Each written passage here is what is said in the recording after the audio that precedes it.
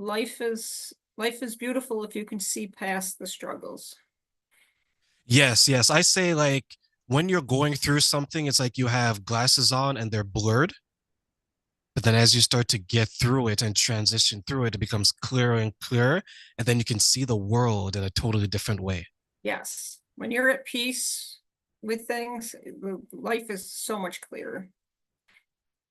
I know for you, like you went through a number of events in your life, right? And one of them was actually you're a survivor of breast cancer. So first and foremost, congratulations. How long has it been now?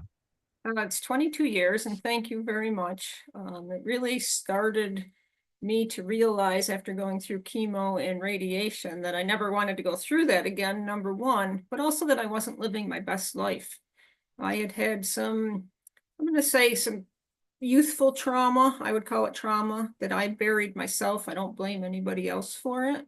So leading up to my cancer diagnosis was all of this self-hate that I had, all this I'm not a good person buried inside of me for 37 years. So I poured it over the bar.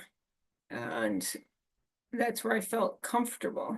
And then once I got the breast cancer at age 39, and anybody that's been through chemo or radiation, I don't think there's anybody that signs up for a second round willingly. I don't think so. I don't think anyone's going to say that. Give me more of that, Yeah, yeah, right? And I'll take yeah. two more of this.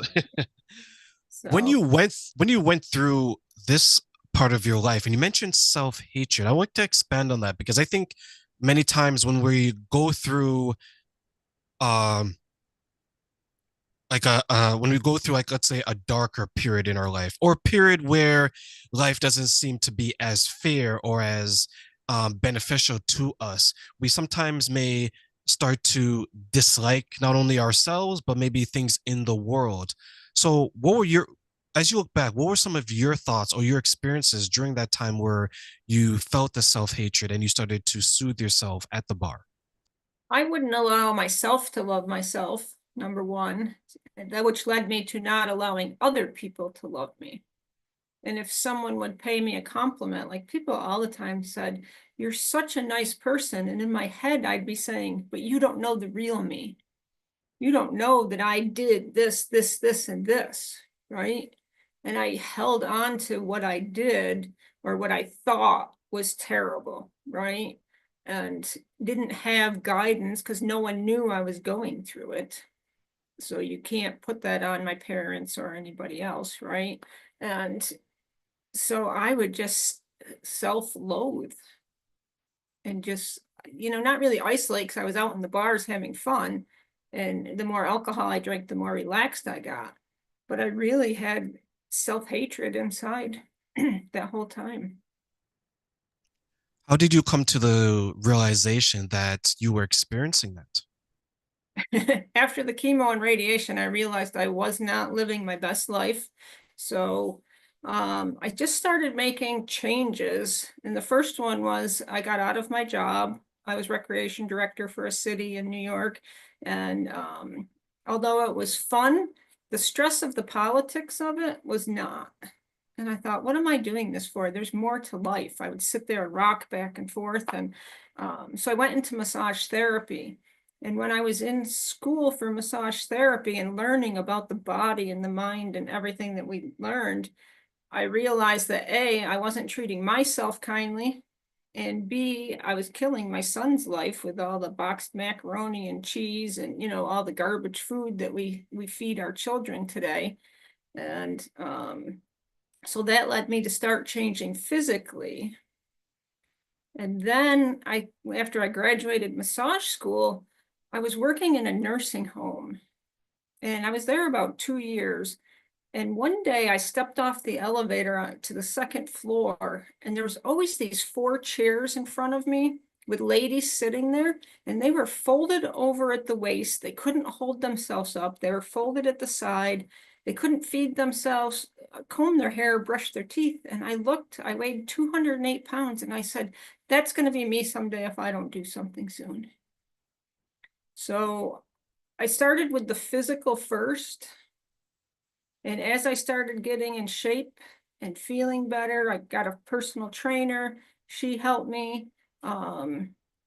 There's so many instances in this journey that um, so I started getting into shape. But when I was working out with the personal trainer, my aunt had passed like within the first 3 weeks that we started working out. And my cousin got up and gave her eulogy. And he said, she loves her grandchildren, she loves her gin, she loves her husband, she loves her gin, she loves her car, she loves her gin, she loves her pool, she loves her gin. And I sat there in the church and I was like, what am I going to be remembered for? Passing out? People having to take care of me? Like, what am I doing? But we left the church. We went to the bar like we normally did because my grandfather owned a bar, and everything we did led to the bar, right, in my family. And so we always went and celebrated our family's life. So we went, I celebrated, and left there, went to another bar for another 3 hours. And when I left the bar, I pulled out and a cop pulled up behind me. And I looked in the rearview mirror and I said, Lord, if I don't get a DWI tonight, I will never drink and drive again. And I didn't get a DWI, and I quit drinking like that after 37 years. And I have tried, and I've said those words so many times. So that set me on a course. If anybody knows that they've tried to quit any kind of addiction, not really going through withdrawals. I didn't really have withdrawals, but now who am I? I've always been attached to the bar. It was my sacred place to go get rid of all the thoughts going through my head. Now I had to face them. And then I met a spiritual counselor, a trauma counselor, and she walked me through family wounds. So the mother wound, the father wound, sibling wounds, and then any other wounds that I had. And I had so many deep rooted in me that I didn't even know it. I had a father wound, and I really had to come to terms with that. My mom was great, but she didn't teach me the things that I needed to know. So I never went to her with all this stuff in my head, right? Like she would have forgiven me, because I got drunk at age 13 and some other stuff happened. And I couldn't forgive myself because I let her down. And probably if I had just talked to her about it, it would have gone, right? It would have been gone at age 13 or 14. But it led me to this book called Changes That Heal by Henry Cloud. And in there, he talks about redeeming time and going back to when you're like your first sign of trauma is where you stop maturing. So I stopped maturing at age 13. And I had to work through all this junior high trauma, all this, 20s, 30s, 40s to become the mature 60-year-old that I am today and be able to communicate with people and not take things personally and just to love myself. So I went through his book, workbook and book, and I highly recommend it to any of your listeners out there because it can really change your life. And I learned that I was a caretaker, that I didn't want anybody else in the world to feel my pain. So I would do everything so they didn't feel pain, whether it was my son, my family, my friends, co-workers. If you said to me, Patty, I want to go to Florida to see my sister, I'd have the ticket for you the next day if you told me you didn't have the money. And I didn't know this is who I was or why I was. And people would say that to me. They'd get angry. They'd be like, Patty, why do you do the things you do? I'm like, I don't know. I just feel led to do them. But deep inside, I was a caretaker. And he showed me that. So I worked through all these processes, right, of changing me physically. Then I quit drinking. So now who's Patti McGee? She's a cancer survivor. So I was in that survivorship mode for a long time. Then I published a book on cancer. So that helped me heal internally there. But the spiritual counselor really helped me. And that was 12 years ago. So mentally, everything just started falling into place. I started reading a ton of books. And as I wanted to help people more, I became a life coach through the John Maxwell program and started learning how to help other people through what I've gone through to take my test and make it my testimony, right, as we do.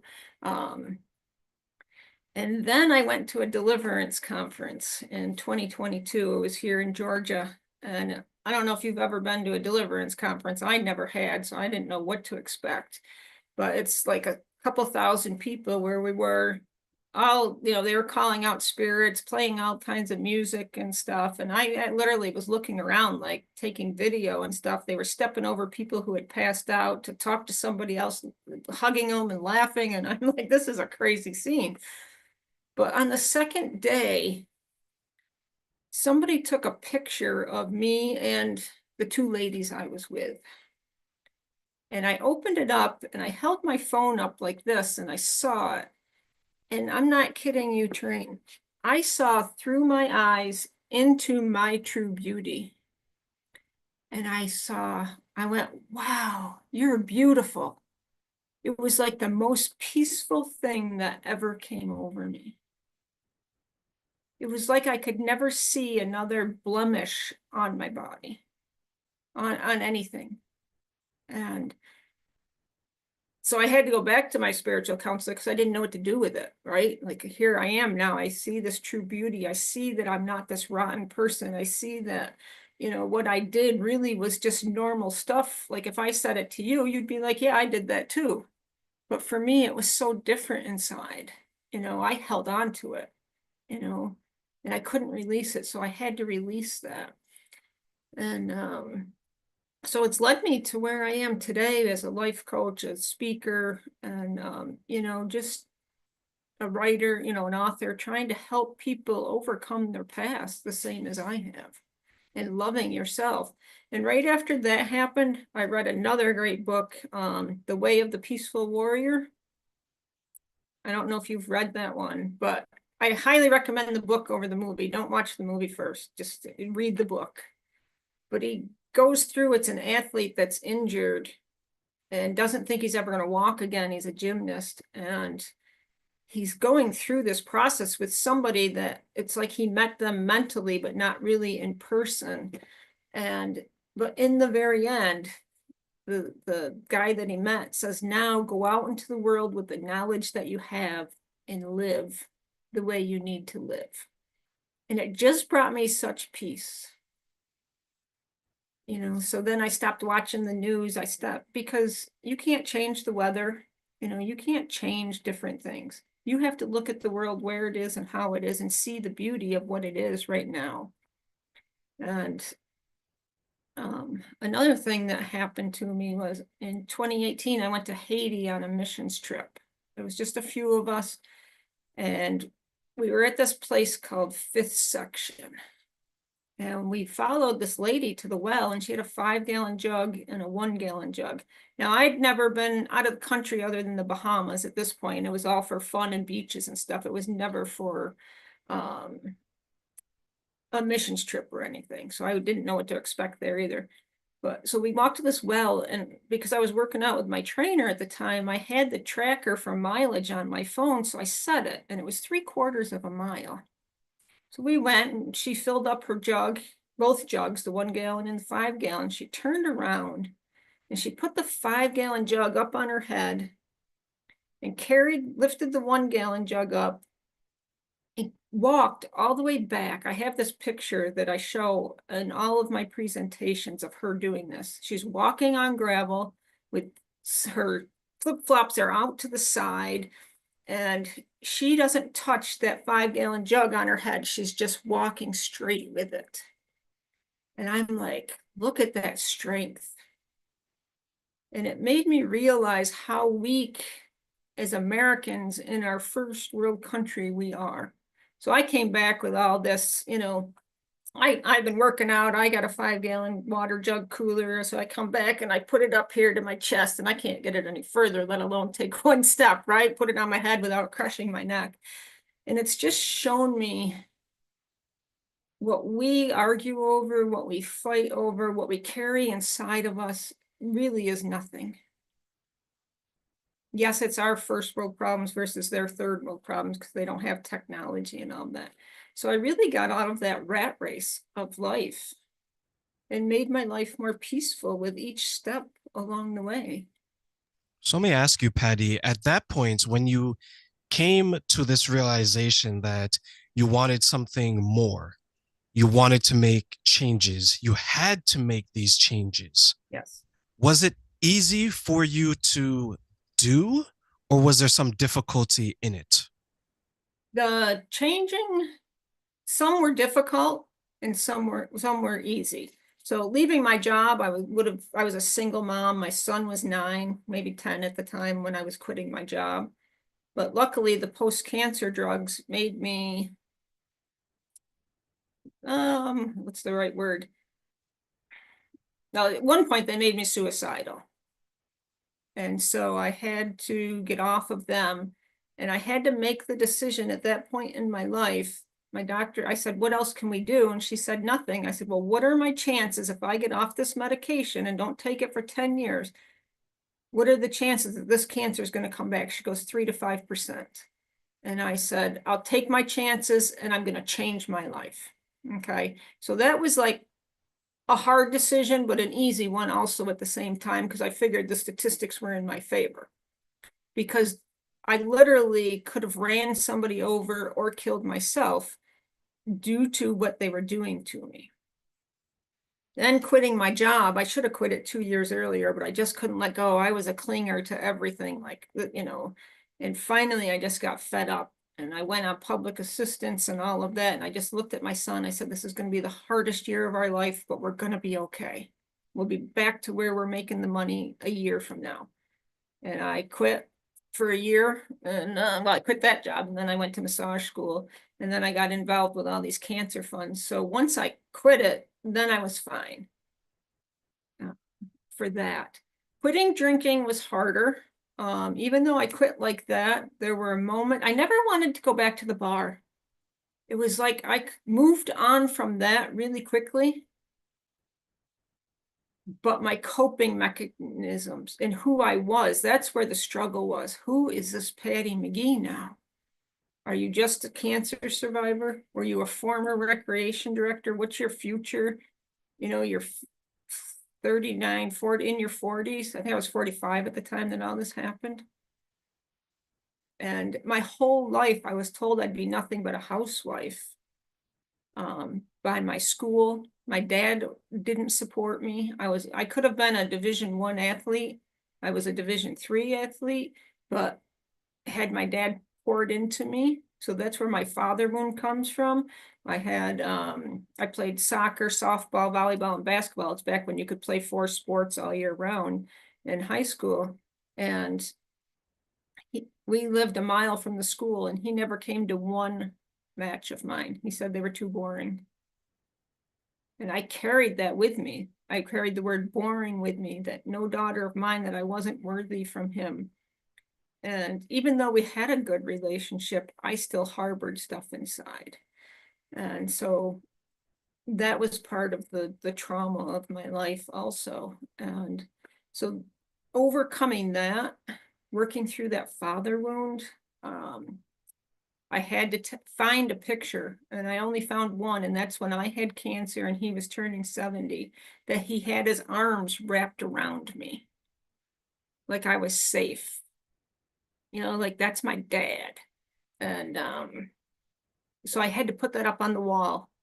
So I have a tree of life on my wall in my kitchen, a big one, and I have my family around it. I have a picture of all of us laughing. I have a picture with me and my mom because we were so close when she was alive. A picture of my son, and then a picture of me and my dad. And so that was like one of the hardest wounds to overcome. But working through it and understanding it and writing letters to him and, releasing it and letting go, that was hard. That was really hard. I think some people don't realize how much of an impact their childhood has on them until they begin to identify, oh, okay, I react this way to this stimulus because of what I went through here.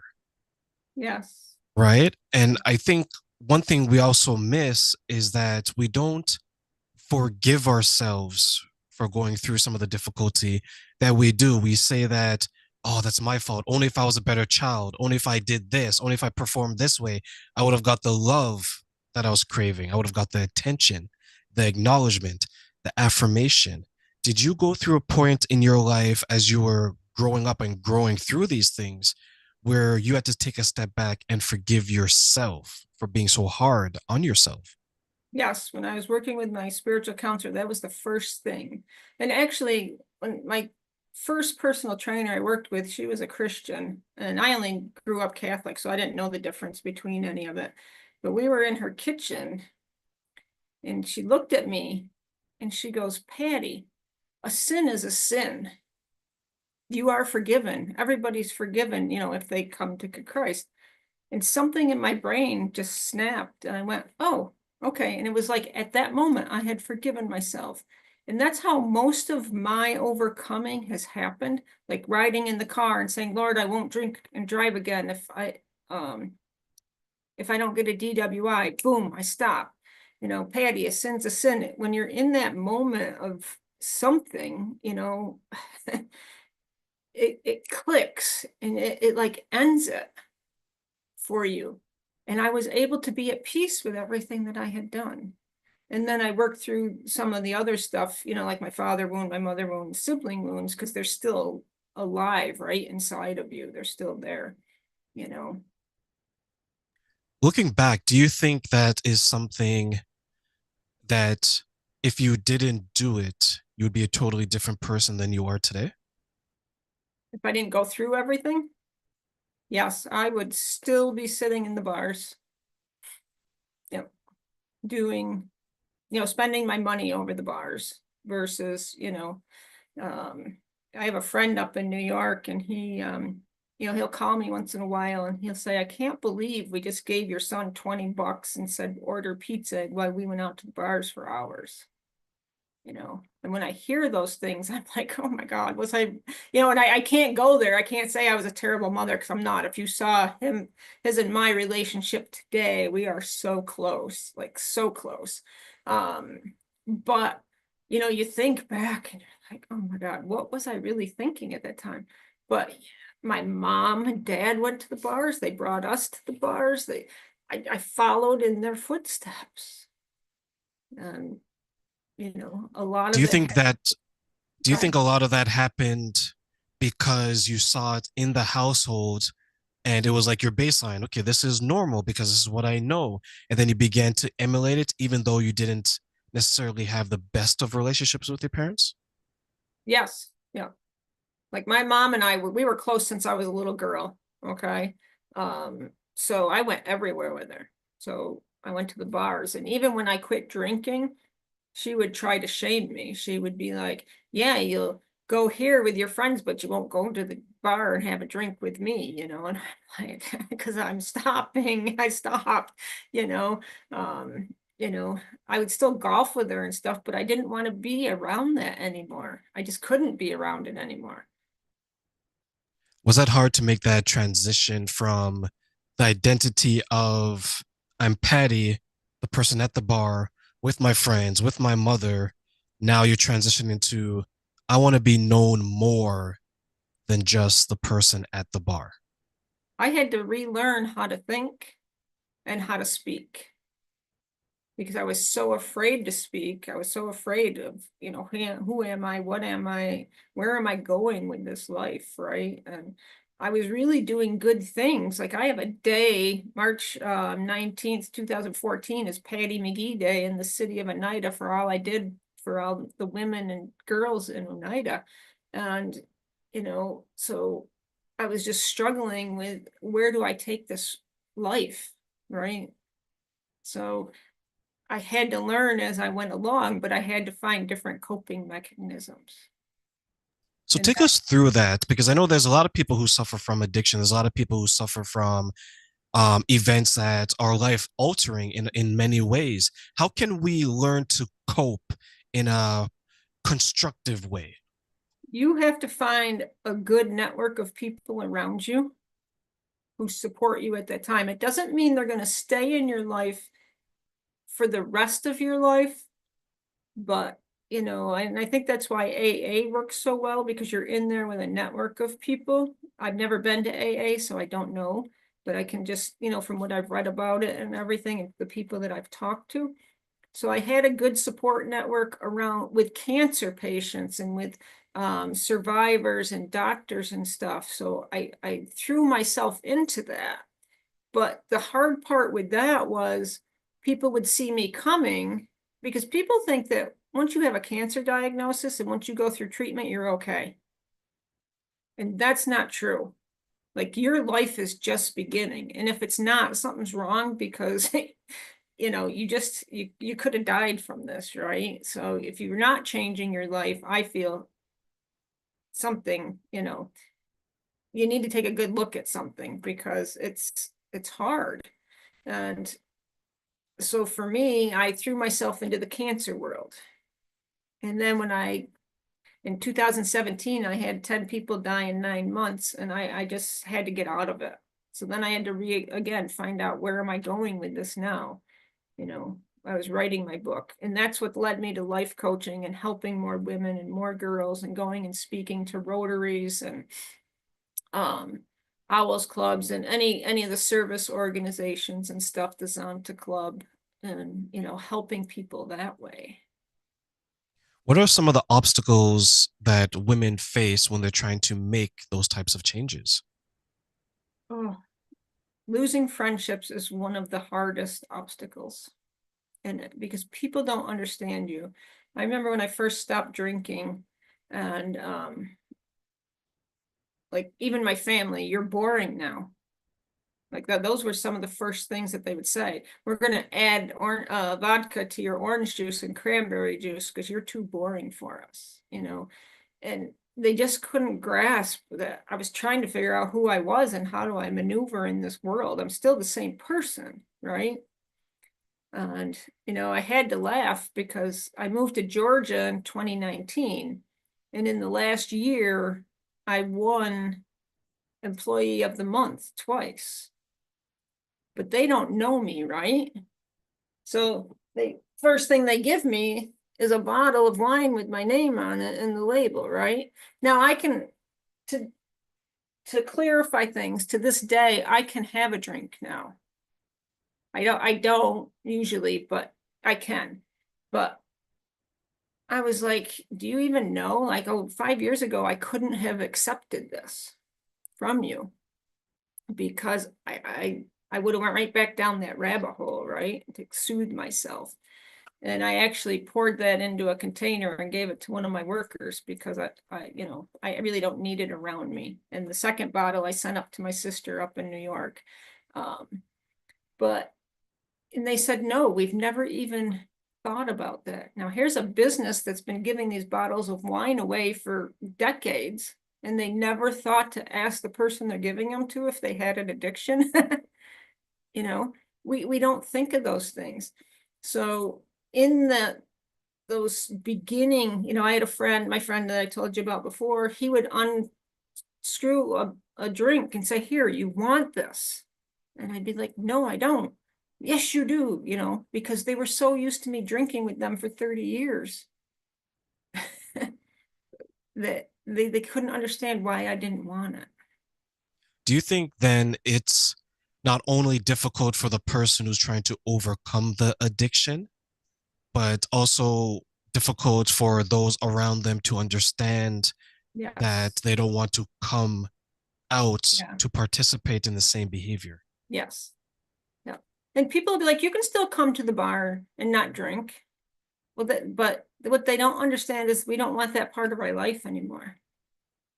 It's not that we don't want them in our life. We just don't want the bar scene in our life.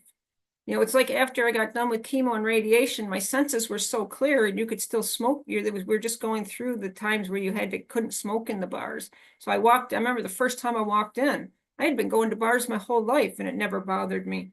I walked in and I almost threw up immediately, the cigarette smoke. And I was like, "I gotta go. I'm sorry, I can't be in here," you know? And so we need the support of the people around us. It's kind of like someone trying to quit smoking in a house where two people smoke, and one's trying to quit and the other one won't, right? Not everybody can most people can't do that. They just can't do it. It's, you're setting them up to fail, basically. I was fortunate. I lived alone other than with my son, so I didn't have anybody at home forcing anything on me, right? But I dived into books, self-help books of who am I, where do I go, and what are my next steps in this journey. And it just was a blessing to me. Sometimes I look at people who overcome either an addiction or, in your case, let's say breast cancer, the survivor, and they're looking for that support. And if they don't get the support from those who they thought they would support them, Yeah. they begin to spiral either back into the addiction, Yes. or they go the other way if it's like a life-changing event where now they start to take on this anxiety and stress because the people who they thought was going to be there for them isn't, and then it creates other health issues in them. Yeah. Do you know how many men leave their wives when they have to have a mastectomy? Because they identified them with their breasts versus who they were. Speaking of support, I needed support after everything. I couldn't find it from what I needed. Like, we started a Relay for Life and I would carry my book around. I was so proud, but I could see my relatives every time I came to speak, they would run the other way. You could see it in their eyes, like, oh my God, here she comes. I got to hear about this again. So I turned and created a support group. For 14 years, I ran it, because we all needed that support. And there were, a lot of women in there, a lot of women and men. It was for all types of cancers. It wasn't just breast cancer. So I was fortunate to have a nurse practitioner that helped me start these, the programs. And I always knew the help that I needed. So I knew I either created it myself or went out and went to a group myself.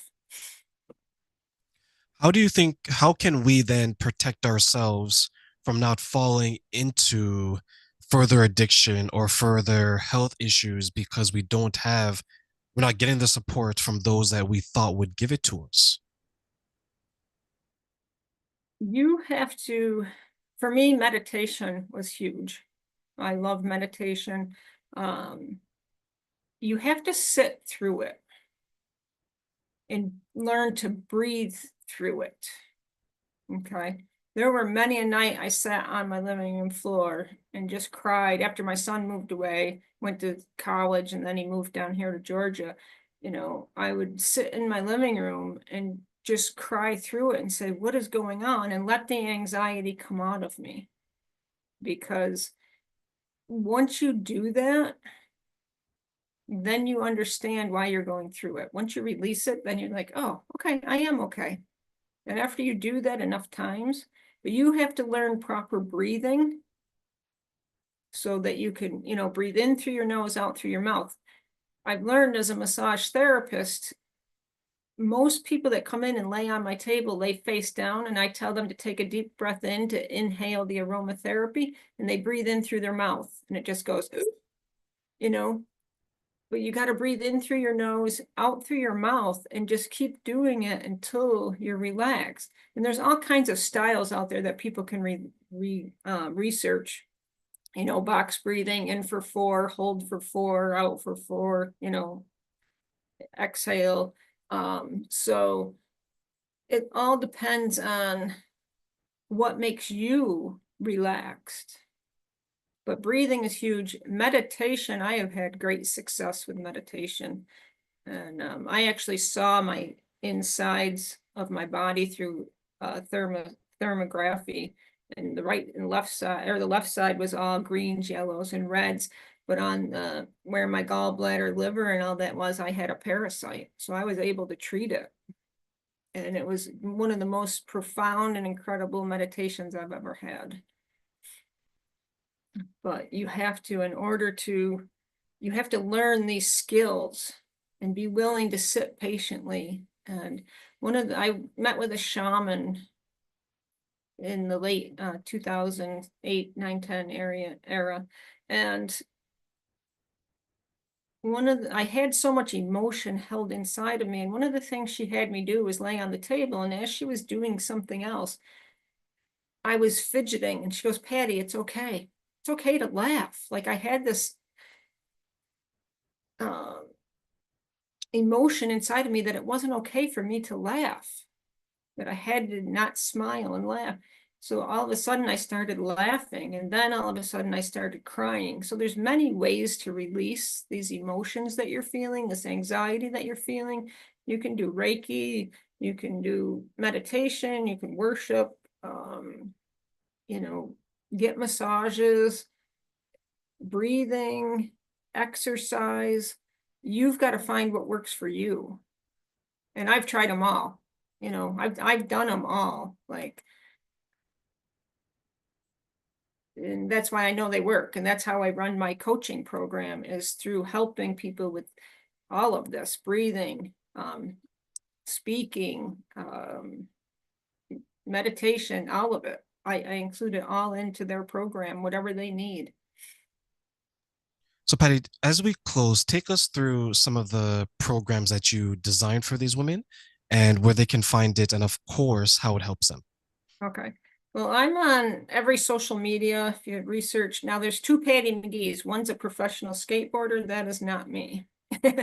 um, I'm Patti McGee. I'm on TikTok. I'm called The Hydrator, but Patti McGee Official on Instagram and Patti McGee on Facebook. And the name of my program is The Hydrated Life. I want to take women from anything from their past that they're holding on to and move them through so that they can love themselves and be free to move forward with what they want to accomplish in life. And so I have a coaching program. I go out and speak. I have a second book coming out. It's called Morning Strength, 5 exercises every woman can do before she puts her bra on in the morning. That should come out in February, because we as women don't take care of ourselves. And I don't know if you work out, but in the what's the name of the program there? In the weightlifting world, there's this, they call it breathe and brace, where you brace your core. We as women don't know how to do that. And that goes back to these women in the nursing home. You know, 69.9% of residents in the nursing home are women. And the top 5 reasons they're in there have nothing to do with disease and illness, just that they can't take care of themselves. So I created this Breathe and Brace program where I teach them how to brace their core, how to breathe, and then how to work through and strengthen their body and their mind together. So they can reach out, you know, on all my social media platforms. I do have a website called thehydratedlife.net. It's www.thehydratedlife.net.